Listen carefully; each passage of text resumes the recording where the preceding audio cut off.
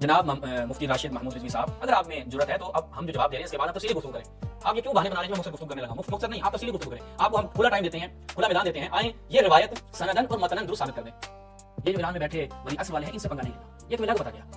और इसलिए आज मैं तुम्हें फिर एक जो है वीडियो पे जवाब देने जा रहा हूँ और इसमें तुम्हारी इल्मी जो यतीमी है वो लोगों के लिए आश्कार करूंगा। औज़ु बिल्लाहि मिनश शैतानिर रजीम, बिस्मिल्लाहिर रहमानिर रहीम। तमाम नाज़रीन की खिदमत में अस्सलाम वालेकुम व रहमतुल्लाह। नाज़रीन, एक मौलवी साहब है, मौलवी राशिद साहब, इनको हमने कई दफ़ा जवाब दिया है और इन लोगों का मुझे एक चीज़ समझ में आई है, अहले हदीस की और बरेलवी मौलवियों की, ये सारे मिर्ज़ा के पीछे लगे रहते हैं। मिर्ज़ा के पीछे इसलिए लगे रहते हैं क्योंकि मिर्ज़ा जब इन्हें जवाब देता है तो ये जवाब भी दे देते हैं। क्यों? इसलिए उन्हें मालूम है कि मिर्ज़ा कमज़ोर है, इल्मी तौर पर नहायत ज़ईफ़ है, उसके जवाब देना आसान है। ये अब क्योंकि वो भी सारी बातें सुननी है ना, अब जब इंसान हो ही सुननी गया तो वो उसकी इल्मी काबिलियत तो वहीं पर खत्म हो गई ना। एक इंसान अगर इल्मी तौर पर काबिल है तो वो सुन ही नहीं रहेगा। तो ये चीज़ इनके लिए वाज़ेह है, इसलिए वो ऐसे अफराद को टारगेट करते हैं जिनका पता है कि उनके साथ अगर हम जवाब चलाएंगे तो इनकी आबरू, इनकी इज्जत महफूज रहेगी। शियों के मुकाबला नहीं करेंगे। अच्छा, शियों में भी कैसे अफराद को चुनेंगे? ऐसे अफराद को कि जो इस फील्ड के नहीं है, जो इस ग्राउंड के नहीं है, उन लोगों का इंतखाब करेंगे। कभी आसिफ अलवी साहब को दे रहे होंगे, कभी किबला मौलाना शहनशाह हुसैन नकवी साहब को दे रहे होंगे कि जो खिताबत की फील्ड के शाहसवार हैं, वो मुनाजरात में वारिद नहीं है, वो उनका काम मुनाजरात करना नहीं है, ये मुनाजराना जो जवाब देना, और ये वो इस फील्ड के नहीं है, उनको उनकी तस्वीर लगाएंगे जी, उसको जवाब दे रहे हैं। अगर तुम लोगों में, मुफ्ती राशिद साहब, अगर आप लोगों में इल्मी जुर्रत है और वाकईन इल्मी जुर्रत है तो हमारा जवाब दो ना। एक दफा दिया था, लग पता गया था, उसके बाद से पता चल गया कि भाई यहाँ इन शियों से पंगा नहीं लेना, ये जो ईरान में बैठे वली असर वाले हैं, इनसे पंगा नहीं लेना, ये तुम्हें लग पता गया। और इसलिए आज मैं तुम्हें फिर एक जो है वीडियो पे जवाब देने जा रहा हूँ और इसमें तुम्हारी इल्मी जो यतीमी है वो लोगों के लिए आश्कार करूंगा। और मैं कहूंगा कि अगर जरूरत है, मिर्जा को छोड़ो, बाकी हमारे शिया जाकिरीन और उलमा को छोड़ो, ये हमारे साथ थोड़ा सा रूबरू तुम्हें पता चले कि तुम्हारी काबिलियत कितनी है। 2 मिनट में साइड पे हो गए, वहां पे बैठ के कभी सदाकत फरीदी से मुनाजरे करना जी मुआविया के दिफा पे, इधर आओ ना, मैदान में आओ, वहां पे बैठ के क्या डींगे मारनी, तो लग पता जाएगा जनाब तुम्हें। अभी जरूरत है तो हमारी इस आज की जो तुम्हारी हम जहालत आश्कार करने वाले हैं, पिछली कई वीडियोस में हम तुम्हारी जहालत आश्कार कर चुके हैं, लेकिन आज फिर जो है वो हम तुम्हें एक मौजू पे जवाब दे रहे हैं। अगर जरूरत हुई तो इसमें हमें जवाब देना, देखते हैं कि कितने काबिल हो। अच्छा जी, ये मुलाहिजा फरमाइए जनाब। अगर आपने हदीस भी पढ़ी क्या कि मेरे बाद हज़रत बकर और उमर, हाँ, ये हदीस साबित है। कहां पर? ये आपको मैं दिखाता चलूं इस हदीस के हवाले से। ये रिसाला निजान है इब्न हजर अस्क़लानी रहमहुल्लाह जी के मुतवफ़ा 852 जी, नंबर है 6973। सर आप ये कहना चाहिए हदीस नहीं बात है, सर बात है ये आप हदीस बात है। मैंने पढ़ी और वासिक मैं तो साबित करना, आपने ये दिखा दिया ना ये हदीस बात है, कौन कह रहा है कि कौन कह रहा है, फिर मुझे पता चला। मैंने आपको ये कहा कि हदीस साबित है, जो आपने कहा आपने एक बुखारी की हदीस है साबित है रिजात से। मैं मुफ्ती राशिद महमूद जो है जिनको मैं एहतराम करता हूं कि उस मामले में काफी वो हद तौला रखते हैं ना। हाँ, कहते हैं जो इस मामले में यद तुला रखते हैं, और यद तुला इसलिए रखते हैं आपको लगता है क्योंकि आप लोगों के अपने दरमियान में ये जवाब खेल रहे होते हैं। शियों के मुकाबले में तो आए ना, इनका यद तुला भी 1 मिनट में साइड पे पड़ा होगा। और दूसरी बात ये है कि हर मामले में हदीस पर होता है। ठीक है, मेरा मामला है मारूफ तिजानी साहब का एक मुकालमा हुआ जिसमें एक मारूफ हदीस नबी सल्लल्लाहु अलैहि वसल्लम का फरमान इक़्तदू बिल्लज़ैनि मिन बादी अबी बकर व उमर, मेरे बाद 2 शख्सों की पैरवी करना अबू बकर और उमर की रज़ियल्लाहु तआला अन्हुमा, इस हदीस को बयान किया गया। जो ही मारूफ तिजानी साहब ने इस हदीस का बयान किया तो तक़िया राफ़ी ने इस हदीस के हवाले से बड़ी चालाकी खेली और लिसानुल मीज़ान इमाम इब्न हजर अस्क़लानी अलैहिर्रहमत की किताब का हवाला दिखाकर ये साबित करने की कोशिश की कि ये रिवायत बातिल है, बेअसल है और इस रिवायत की कोई असल नहीं है। फारूक तिजानी साहब ने उसी मजलिस के अंदर मेरा नाम लिया और मेरा तज़किरा करके उन्होंने इस हवाले से कहा कि वो इस पर कलाम करेंगे। तो इस सिलसिले में मैं इस हदीस के हवाले से मुख्तसर सी गुफ्तगू करना चाहता हूं कि मुख्तसर से नहीं जनाब मुफ्ती राशिद महमूद रिजवी साहब, अगर आप में जरूरत है तो अब हम जो जवाब दे रहे हैं इसके बाद आप तफसीली गुफ्तगू करें। आप ये क्यों बहाने बना रहे हैं? मैं मुख्तसर गुफ्तगू करने लगा, मुख्तसर नहीं, आप तफसीली गुफ्तगू करें। आपको हम खुला टाइम देते हैं, खुला मैदान देते हैं, आए ये रिवायत सनदन और मतनन दुरुस्त साबित कर दें। वो आज इंशाल्लाह हम पहले भी इस पर गुफ्तगू कर चुके थे, लेकिन आज बतौर खास आपको खिताब करते हुए इस रिवायत का ग्रैंड ऑपरेशन करेंगे। हमारे अजीज दोस्त अबू इमाद हैदरी साहब ने भी इसके ऊपर गुफ्तगू की है और वो अपलोड भी हो चुका है। हम जो गुफ्तगू करने वाले हैं वो थोड़ी सी उससे मुख्तलिफ है। उन्होंने भी मुख्तसर कलाम किया, लेकिन हम थोड़ा सा तफसील से कलाम करेंगे और दीगर जहतें कि जो पहले बयान नहीं की उन जहतों से इस रिवायत को सनद और मतनन बातिल मौजूद मनगढ़ साबित करेंगे कि ये रिवायत आप लोगों की घड़ी हुई हदीसें हैं अबू बकर उमर के फदाइल में, वरना इस रिवायत की कोई असल बुनियाद नहीं है। इस तक़िया राफ़ी ने किस तरह चालाकी करके इस रिवायत को बातिल और बेअसल साबित करने की कोशिश की है। चलाकी तो मैं अभी आपकी साबित करूंगा ना महमूद क्या कहते हैं मुफ्ती राशिद साहब, अभी आपकी चलाकी साबित होगी। वो तकियाबाज राफदी उन वगैरह बातें आप उधर मुंह करते हैं, इधर करें ना। जो असल राफदी हैं इनकी तरफ मुंह करें, जो तकैया नहीं करते इधर मुंह करें। जनाब आपको बताएंगे कि चलाकी होती क्या है, आपकी चलाकियों को यहाँ पे क्या हाल किया जाएगा। दरअसल ये रिवायत मुताबिद सहाबा इकराम रज़ियल्लाहु तआला अन्हुम से मरवी है। सैयदना हुज़ैफा इब्न यमान रज़ियल्लाहु तआला अन्हु से, सैयदना अब्दुल्लाह इब्न मसऊद रज़ियल्लाहु तआला अन्हु से, सैयदना अबू दरदा रज़ियल्लाहु तआला अन्हु से और हज़रत सैयदना अनस बिन मालिक रज़ियल्लाहु तआला अन्हु से, अब्दुल्लाह इब्न उमर रज़ियल्लाहु तआला अन्हुमा से और दीगर कौन सहाबा से भी। ये 5 जो नाम लिए ना, مفتی راشد صاحب آپ کو چیلنج کرتے ہیں انہی 5 سے جو منقول یہ روایت ہے ایک صحیح سند ثابت کرتے ہیں. ایک، زیادہ نہیں، ایک صحیح سند. صحیح کی آپ کو تاریخ مجھے بتانے کی ضرورت نہیں ہے، ایک صحیح سند آپ نے پیش کرنی ہے، چاہے وہ ابو دردہ سے، چاہے وہ حذیفہ سے، چاہے وہ ابن مسعود سے، چاہے وہ ابن عمر سے، چاہے وہ کسی اور ایکس وائی زیڈ سے. ایک صحیح سند پیش کرنی ہے. آپ نے جتنی بھی اب یہاں پہ باتیں کی ہیں اور جو آگے آپ پیش کریں گے سب ضعیف ضعیف ضعیف. اور آپ کے جو ایک دو آپ نے محدثین کی دکھائی ہے کہانی ہے، وہ ظاہر بات ہے ابو بکر عمر کے فضائل کی جب بات آتی ہے وہ کہتے ہیں او یہ روایت صحیح ہوگی، اس کے راوی بہت اچھے ہیں، یہ راوی پاک صاف ہیں، کیوں ویسے نہا کے آئے ہیں جناب. لیکن جب اہل بیت کے فضائل کی بات آئے گی پھر آپ وہ علتیں نکال کے لاتے ہیں. یہاں پہ سماع کی تصریح نہیں ہے، یہاں پر مدلس راوی ہے، یہ انا سے روایت کر رہا ہے، یہ تیسرے درجے کا کیا کہتے ہیں جی مدلس راوی ہے، تیسرے طبقے کا ہے، اور یہاں پر فلاں نہیں ہے. پھر آپ لوگوں کی ساری علتیں جاگ جاتی ہیں، علم رجال سارا آپ لوگوں کا پھوٹ پھوٹ کے باہر نکل رہا ہوتا ہے. لیکن جو کہ ابو بکر عمر کے فضائل کی بات ہے تو جناب سندیں ٹھیک ہوگی، ایک دم سے ٹھیک ہو جاتی ہیں. آگے چلیں. روایت موجود ہے. اب لسان النظام کے اندر امام ابن حجر اسقلانی رحمۃ اللہ تعالی نے اس روایت پر کلام کیا تو اس روایت کی جو سند سیدنا عبداللہ ابن عمر رضی اللہ تعالی عنہما سے آتی ہے اس روایت پر کلام کرتے ہوئے حافظ ابن حجر اسقلانی نے اس روایت کے راوی ہیں محمد بن عبداللہ بن عمر العمری، ان کا ترجمۃ الباب باندھ کے ان کے ترجمۃ الباب کے نیچے اس روایت کو ذکر کیا اور محمد بن عبداللہ بن عمر العمری کے اوپر گفتگو کی اور لکھا کہ ذکر البخاری فقال لا يصح حديثه ولا يعرف بنقل الحديث، یہ اس کی حدیث صحیح نہیں اور نقل حدیث میں یہ معروف بھی نہیں. اور پھر نیچے روایت ذکر کر دی اور لکھا فهذا لا اصل له من حديث مالک، کہ مالک کی حدیث ہے اس کی کوئی اصل نہیں، بل هو معروف من حدیث حذیفہ بن الیمان رضی اللہ تعالی عنہ، بلکہ یہ حذیفہ ابن الیمان رضی اللہ تعالی عنہ سے حدیث معروف ہے. ہاں یہ معروف ہے لیکن اس کی سند بھی صحیح نہیں ہے. جناب حذیفہ سے وہ میں آج آپ کو دکھا دوں گا، اس کی سند بھی صحیح نہیں ہے. سند پیچھے ساری سیم ہے. جن راویوں کے اوپر اشکال ہے وہ سارے، چاہے وہ جناب حذیفہ عبداللہ بن مسعود ہوں، اس کے علاوہ ابن عمر ہو، ابو دردہ ہو، جتنے بھی آپ لے آئیں وہ سب ایسے ہیں، سب میں سند پیچھے سے سیم ہے. اب امام ابن حجر اسقلانی علیہ الرحمہ اس کتاب کے روایت کی اصل نہیں، وہ یہ نہیں کہہ رہے کہ یہ سرے سے یہ روایت اس کی اصل نہیں، یعنی یہ روایت باطل ہے، یہ حدیث نہیں ہے، بلکہ سیدنا حذیفہ ابن الیمان رضی اللہ تعالی عنہ سے صحیح سند کے ساتھ یہ روایت موجود ہے. اور محدث صحیح سند کے ساتھ موجود ہے، وہ صحیح تو ثابت کرے نا، پوری گفتگو میں اسی روایت کو صحیح ثابت کر دیتے. محدثین کی اٹھا کے لے جب محدثین کی مرزا اٹھا کے لاتا ہے، آپ کہتے ہیں بھائی یہ تو البانی کو نقل کر رہا ہے، یہ فلاں کو نقل کر رہا ہے. یہ نہیں، آپ بیٹھ کے ایک ایک راوی کے اوپر جر کرتے ہیں، وہاں پر آپ مخفی علتیں بھی بیٹھ کے نکال رہے ہوتے ہیں. لیکن یہاں پر آپ کو فوراً سے محدثین یاد آ گئے.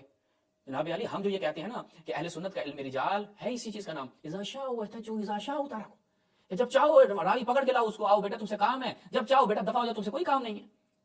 آپ لوگوں کا رجال یہی ہے اور آپ لوگوں کے کام بھی یہی ہیں، آپ کے محدثین نے بھی یہی کام کیے ہیں اور اس کے ہم انشاءاللہ شواہد پیش کر بھی چکے ہیں. میں پہلے بھی علم رجال کے اوپر پیش کر چکا ہوں کہ ایک ہی ابن جوزی ہے، ایک ہی کتاب ہے، ایک ہی راوی ہے، ایک جگہ اچھا ہے دوسری جگہ برا ہے، ایک جگہ اس کی مذہب کے مطابق روایت ہے تو قبول کر لی، دوسرے اس کے مذہب کے مطابق نہیں ہے تو اسی راوی کو سائڈ پہ لگا دیا کہ بھائی تو راوی تو بکواس آدمی ہے، تیرے سے کہیں کوئی روایت لینی ہے.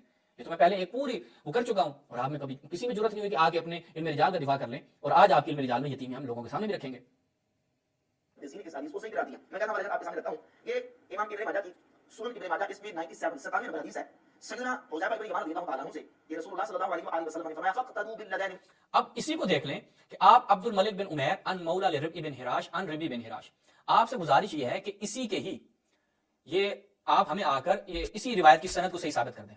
اس کے ایک ایک راوی پہ، معمل پر، سفیان پر، وہاں پہ تو سفیان بھی ایک دم سے مدلس ہو جاتا ہے. پھر عبد الملک بن عمیر کو بھی آپ اس کی توثیقات پیش کرنی ہے کہ نہیں اسی کا راوی ہے. پھر سما بھی ثابت کر دیں آ کر.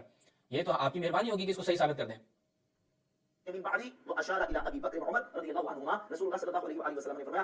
یہ جامع ترمذی ہے، امام ترمذی اپنی جامع ترمذی سنن ترمذی کے اندر اس حدیث کو لے کے آئے 3662 نمبر حدیث، اور اس حدیث کو حسن قرار دیا سیدنا حذیفہ بن الیمان رضی اللہ تعالی عنہ سے کہ وہ فرماتے ہیں کہ رسول اللہ صلی اللہ علیہ وآلہ وسلم نے فرمایا اقتدوا بالذین من بعد ابی بکر. اب دیکھیں یہاں پر بھی ناظرین دیکھیں عبد الملک بن عمیر ربی وہب بن حراش ان حذیفہ، پیچھے سے وہی ہے، وہی سند ہے. کیا فرق ہوا؟ عمر رضی اللہ. پھر آگے خود کہتے ہیں وکانا سفیان بن عیینہ یدلس سفیان بن عیینہ نے اس حدیث میں تدلیس کی ہے، فربما ذکر زائدہ، بسا اوقات وہ اس کا جو زائد ہے وہ ذکر کرتا ہے اور عبد الملک بن عمیر سے اور کبھی وہ ذکر نہیں کرتا. ٹھیک ہے، تو یہاں پہ تو آپ کے راویوں کی یہ حالت ہے. تم میرے بعد دو شخصوں کی پیروی کرنا، ابو بکر ابن جوال رضی اللہ تعالی عنہ سے امام ترمذی نے حسن قرار دیا اور یہ امام حاکم کی المستدرک ہے. 4451 52 53 کے بعد فرماتے ہیں فثبت بما ذکرنا.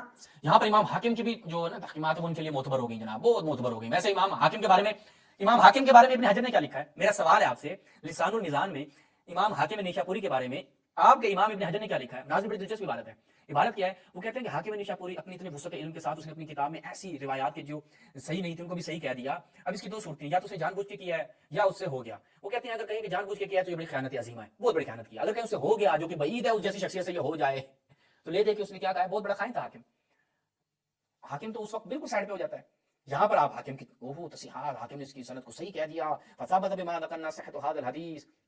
اور اس کے لیے پھر آگے دیکھیں کہ وقت وجدنا لہو شاہدن میں اسناد صحیح عن عبداللہ ابن مسعود، اور جو شاہد عبداللہ ابن مسعود کا نقل کرتے ہیں اس کے بارے میں ذہبی کیا کہتے ہیں یہ سند ضعیف ہے، وہ شاہد تو ویسے بھی ضعیف ہو گیا، اور یہاں پہ حاکم نے اس کو بھی صحیح کہا ہوا ہے۔ صحت هذا الحديث کہ کیا دیکھو اگر ان عبداللہ اس سیدنا عبداللہ ابن مسعود دیا، امام حاکم نے بھی اس حدیث کو صحیح قرار دیا، امام ذہبی نے موافقت کی، البانی نے اس حدیث کو صحیح قرار دیا، اور دیگر بھی اور عرب اسکالر اور عرب محققین کے حوالے کی اس پر پیش کی جا سکتے ہیں کہ سیدنا حذیفہ ابن یمان رضی اللہ تعالی سے مروی جو حدیث ہے وہ سند کے اعتبار سے صحیح ہے، لہذا صحیح ہے۔ اب ہم چلتے ہیں اس کے سیدھے جواب کی طرف، ان کی ہم نے گفتگو سن لی ہے اور ہمیں اس پہ بھی گفتگو، پہلے تو عرب محققین میں سے ایک شخصیت جو ہے وہ ہم اس کے سامنے رکھ دیں کہ کون ہے جناب مصطفیٰ العدوی، اگر ہمیں اس کا کلپ مل جائے۔ ہاں جی سماعت فرمائیں۔ حديث تقتلوا بالذين من بعد ابي بكر وعمر لا يثبت. حدیث اقتدوا بالذین من بعد ابا بکر و عمر، کیا ہے جی؟ اقتدوا بالذین من بعد ابا بکر و عمر لا يثبت، ثابت نہیں ہے۔ کون کہہ رہا ہے؟ شیخ مصطفیٰ العدوی۔ ومعلوم لدى جمهور اهل السنه ان النبي صلى الله عليه وسلم لم يوصي صراحه بالخلافه من بعده احد، انما هي اشاره. ہاں وہ کہتے ہیں جمہور ہمارے علماء کا نظریہ ہے کہ ابو بکر و عمر کسی کی بھی خلافت کے متعلق رسول اللہ نے واضح سے بیان نہیں کیا۔ اشار النبي عليه الصلاه والسلام. اچھا تو یہ مصطفیٰ العدوی عرب محققین میں سے ایک نمونہ ہو گیا۔ اب جو ہے وہ میں آپ کی خدمت میں دیگر اس کے حوالہ جات رکھتا ہوں اور اس کو سند اور متن آپ کی خدمت میں رکھتا ہوں۔ جناب حذیفہ والی یہ روایت بیان کر رہے تھے نا، وہ بھی ہم بیان کر دیتے ہیں جناب حذیفہ والی روایت، تاکہ اس کا بھی یہ حذیفہ والا طریق میں آپ کی خدمت میں رکھتا ہوں۔ تاریخ مدینہ دمشق الجزء والثالث والثلاثون۔ اب اس میں راوی جو ہے وہ سالم ابو علا ہے، ایک راوی، ایک کے اوپر ہم ابھی کلام کرتے ہیں، یعنی ابھی ربیعی اور دیگر کو ابھی چھوڑ دیتے ہیں، ربیع بن حراش اور دیگر کو ابھی ہم چھوڑ دیتے ہیں۔ اب وہ کہ جس میں ابن عمیر نہیں ہے، دیکھیے گا تہذیب الکمال۔ اب یہ ابو العلا الکوفی، یہ کیا ہے جی؟ یحییٰ بن معین نے کیا کہا؟ ضعیف الحدیث، ٹھیک ہے۔ المغنی فی الضعفاء شمس الدین ذہبی، یہ کیا ہے؟ سالم بن علا المرادی، نسائی ضعیف وضعفہ ابن معین نے بھی اس کو کیا ہے؟ ضعیف قرار دیا، اور ابن حبان کو ویسے بھی آپ لوگ غاز نہیں ڈالتے۔ اس کے بعد وہ دوسری جو سند ہے اس میں بھی اب یہاں پر عمرو بن حارم ہے، یہ بھی کیا کہتے ہیں ابن حراش سے حذیفہ، اور عمرو بن مرہ اس کا وہی کیا کہتے ہیں حارم ہے۔ اس کے بارے میں میزان الاعتدال میں دیکھیں، کہتے ہیں ضعفہ یحییٰ القطان نے اس کو ضعیف قرار دیا، اگرچہ بعض نے اس کی توثیق بھی کی ہے۔ تو لہذا آپ کے پاس لے دے کر کوئی اس کی صحیح سند روایت نہیں ہے، یہ تو صرف ایک راوی، ابھی جو مین راوی ہیں اس کے جو ہر طریق میں چاہے جناب حذیفہ والا طریقہ اس میں بھی موجود ہیں، وہ ذرا ملاحظہ کیجیے۔ اور خود عبد الملک بن عمیر، تہذیب الکمال فی اسماء الرجال المجلد الثامن عشر، یہاں پر عبد الملک بن عمیر کیا کہتے ہیں؟ مسترب الحدیث، احمد بن حنبل نے ضعفہ جدا، یعنی شدید ضعیف جو ہے وہ اس کی تضعیف کی ہے۔ یحییٰ بن معین نے کیا کہا؟ مخلط، امام مجرب بتا دیا یحییٰ بن معین۔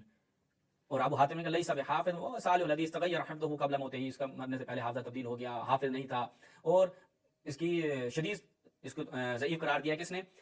ابن معین نے، احمد بن حنبل نے، اور دیگر ان کے علماء جرح و تعدیل نے۔ تو یہ عبد الملک بن عمیر، یعنی خود راویوں کی یہ حالت ہے۔ باقی آ جائیں دیگر تضعیفات کی طرف، یہ دیکھیں احادیث المعلہ، یہاں پر الوداعی صاحب کیا کہتے ہیں؟ وہ کہتے ہیں یہ ترمذی نے جو یہ بیان کر رہا تھا، یہ روایت نقل کی ہے، اقتدوا بالذین من بعد ابی بکر وعلی حدیث ثم عقبہ ترمذی بن منقطع۔ اب اصل چیز پہ آ جائیں، ٹھیک ہے جی، کہ عبد الملک بن عمیر لم يسمع من ربیع، ربیع کا سماع نہیں ہے، انما سمع من مولا ربیع الحلال۔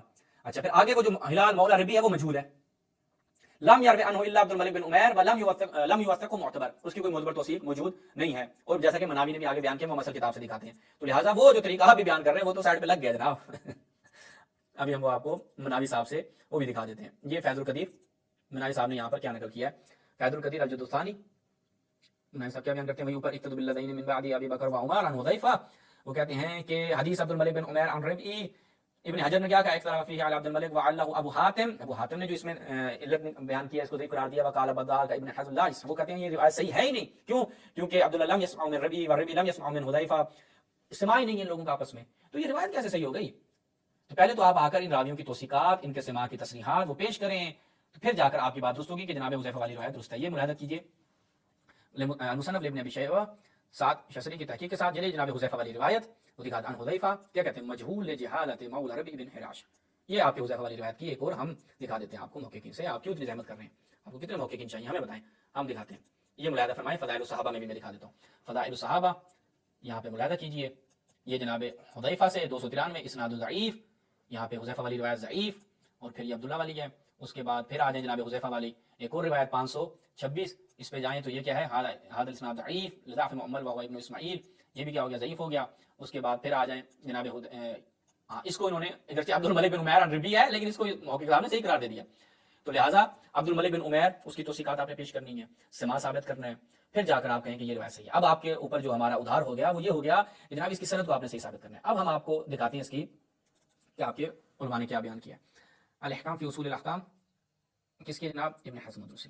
وہ کہتے ہیں کہ امر روایا اقتدوا بالذین من بعدی، یہ جو روایت ہے یہ صحیح نہیں ہے. بڑی توجہ کرنی ہے ناظرین، بڑی دلچسپ گفتگو کی ہے. وہ کہتے ہیں کہ یہ مروی عن مولى لربی المجهول وعن منفضل الذبی وليس بحجہ. پھر آگے وہ اس روایت کو بیان کرتے ہیں. آگے عبارت بڑی زبردست ہے، بڑی زبردست عبارت ہے. وہ کہتے ہیں کہ جناب یہ دیکھیں کہ اصحاب مالک و ابی حنیفہ و شافعی انہوں نے کیا کیا ہے. وہ کہتے ہیں کہ ان اصحاب مالک خالفوا ابا بکر، اصحاب مالک نے جناب ابو بکر کی مخالفت کی ہے.